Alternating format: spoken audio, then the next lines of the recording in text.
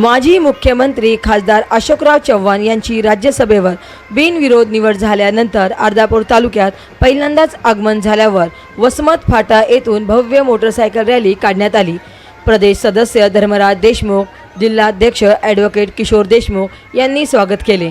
महादेव मंदिर परिसरात भव्य हार घालून माजी सभापती किशोर स्वामी, भाजपचे बालाजीराव गव्हाणे, राजेश्वर शेटे यांनी स्वागत केले। पुण्यश्लोका अहिल्याबाई होळकर चौकात माजी नगराध्यक्ष प्रतिनिधी उमाकांत सरोदे यांनी गौतम बुद्धाची मूर्ती देऊन स्वागत केले, तर शिवसेना उपजिल्हा प्रमुख दत्ता पाटील पांगरीकर, साहेबराव हटेकर यांनी सत्कार केला। यासह अनेक ठिकाणी सत्कार करण्यात आला। माजी मुख्यमंत्री खासदार अशोकराव चव्हाण यांची राज्यसभेवर बिनविरोध निवड झाल्याबद्दल व तालुक्यात प्रथम आगमन निमित्त सत्कार कार्यक्रमाचे आयोजन पारडी येथे किशोर स्वामी यांच्या शेतात करण्यात आले।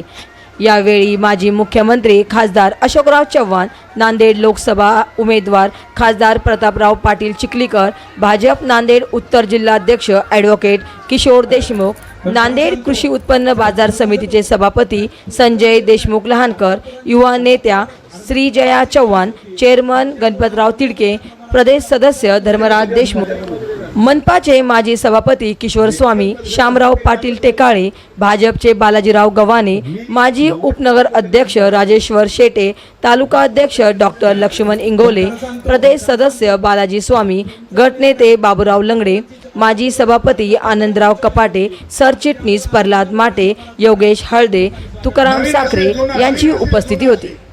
आगामी काळात खासदार चव्हाण यांच्या नेतृत्वाखाली सर्व कामे होतील। जुन्या व नव्या कार्यकर्त्यांना सन्मान देण्यात येईल।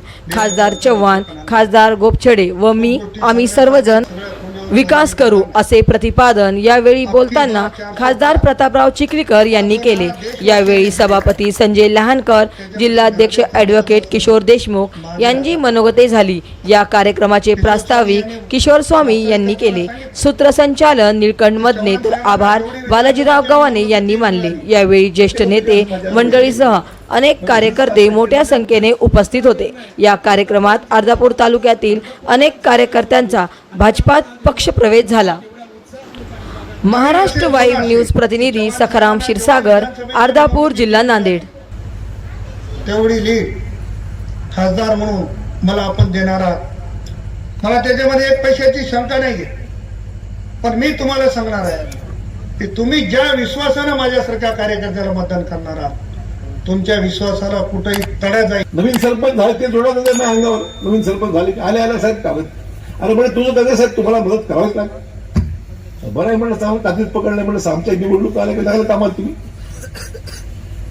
त्यामुळे लोकांच्या मागण्या काही संपलेल्या नाही, लोकांची विकासाची भूक काही संपलेली नाही, लोकांच्या अपेक्षा वाढलेल्या आहेत। आणि म्हणून हे करायचं असेल तर सत्तेमध्ये राहावं लागतं।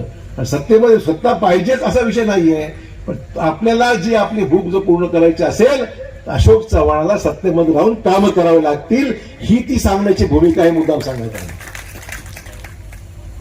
सत्ता स्वतः करता पाहिजे का एन्जॉय करायला पाहिजे हा विषय नाही त्यातला, पण विकासाची सवय जी लागली आम्हाला, ती विकासाची सवय, ती भूक भागवण्याची, लोकांची मानसिक थांबायची नाही।